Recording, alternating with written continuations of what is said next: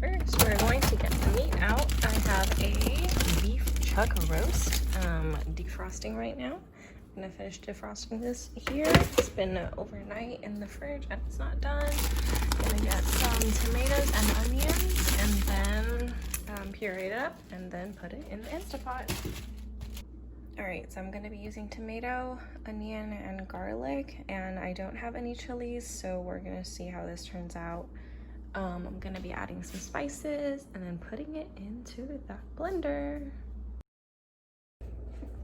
All right, I have some cumin and ground red pepper, so I'm gonna just add this because I don't really have any other seasoning. I'm gonna add tapatio because this is pretty old and it should be pretty concentrated flavor because I don't have the right ingredients for the flavor anyway. Yeah, we'll see how this tastes. I also have bay leaves, so I'm gonna add a couple. Wait, I just realized that the bay leaves should be not put into the blender. It should be actually put into the Instapot directly, so I'm just gonna take them out.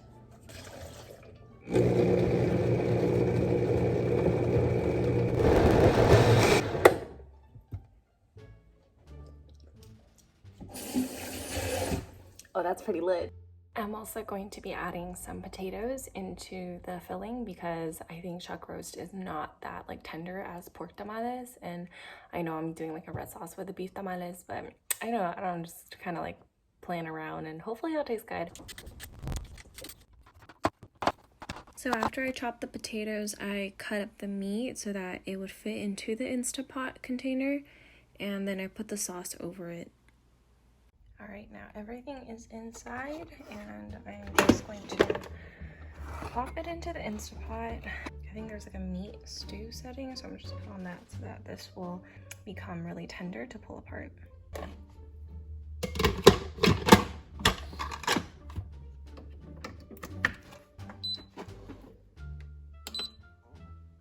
I think that's it.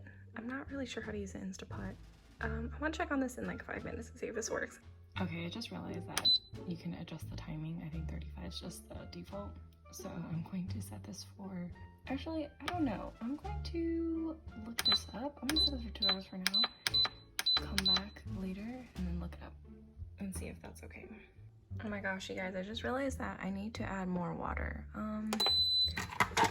This is a mess. Hold on. Okay, let's add some more water first. Apparently I'm supposed to add like 3 cups of cold water. I only added 1 to the sauce. Oh, wow, that's a lot of water. Okay, I don't think we need 3. I think it's more than enough. Is that too much? Oh my god, I don't know how an Instapot works. This again.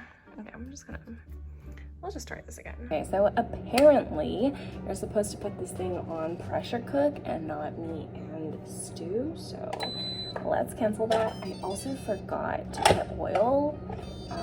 I'm not following a recipe. I'm just kind of like looking around at different recipes, but also I don't know what I'm doing, but let's add some oil.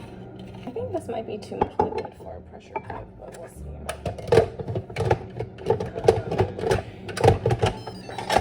Let's make sure that the valve is venting. Should it be venting? Maybe sealing? Yeah, pressure cook needs to seal, right? Let's do that for 65 minutes. Hey guys, so just an update. The meat, the filling over there, it smells amazing and I think it's gonna be done soon. So I'm going to be preparing the masa. Apparently this is like an instant one. I just need to like mix it into like baking powder, salt in a bowl, add chicken broth, and then add lard or vegetable shortening. I don't have that. I have butters, so I'm gonna be using a hand mixer as well because I don't have like a mixer because I'm poor. I'm not poor, just kidding. But yeah, we just don't have one. Yeah, so we'll see what happens.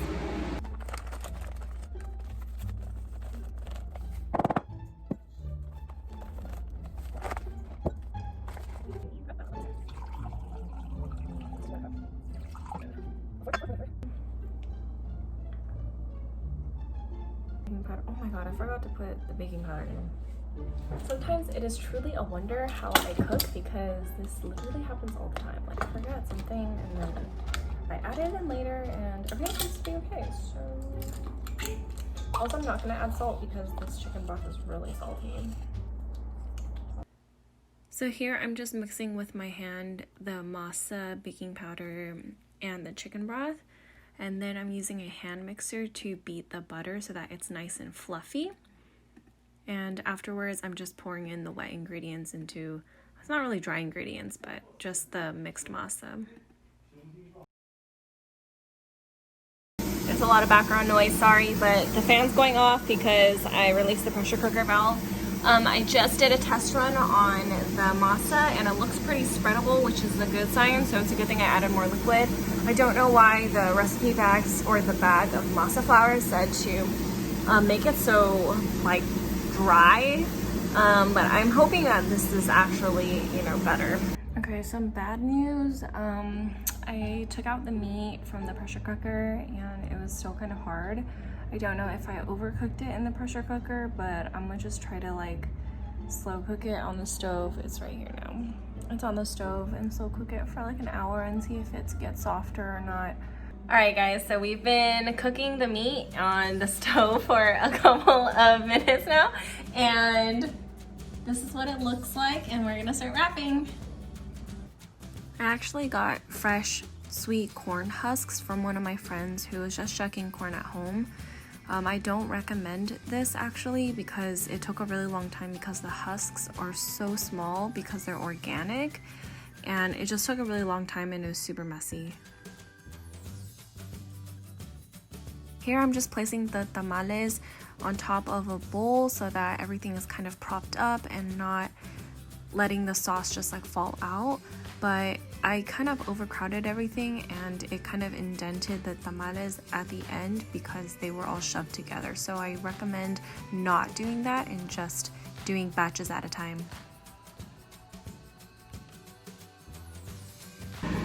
Ooh, that's hot. I almost burned myself. Wow, foggy. Ooh, that's hot. Wow. Okay, that's not bad. My masa is a little bit wet. This is what it looks like in the center. Yum.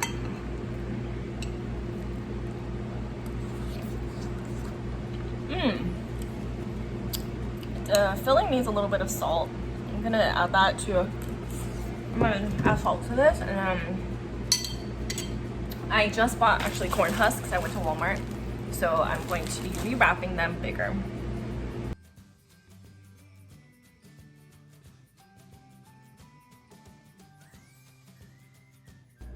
Wow, that was so much easier. Okay, you guys, don't try to use your own corn husks, just buy them.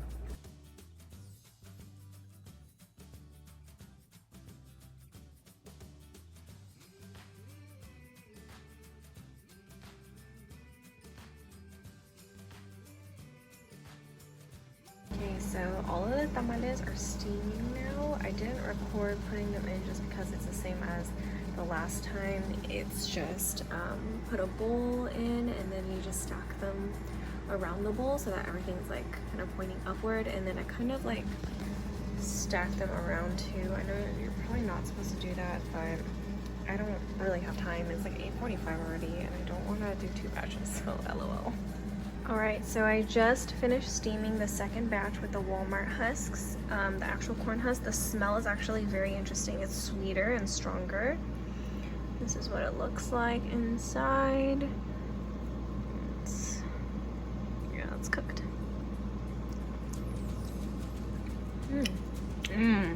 Yeah, so I had undersalted the first batch and the second batch is so much better, so we're gonna do a taste test. Alright everybody, so this is the second batch. It's all completed. I'm really happy with this one. I feel like it looks a lot better than the first one just because the husks are more, what's that called? Uniform? Yeah, that's the word. Okay, yeah. Let's take a look at one of them. Okay, it looks like I didn't know how to wrap it with the new wrapper. but it comes right off. It's a little bit too thin, I feel like, when I wrap it this time. This isn't too bad, yeah. So there's still like masa on the side. I think I needed to spread it a little thicker. I'm still learning proportions. Saltier masa is better. That's good. Alright.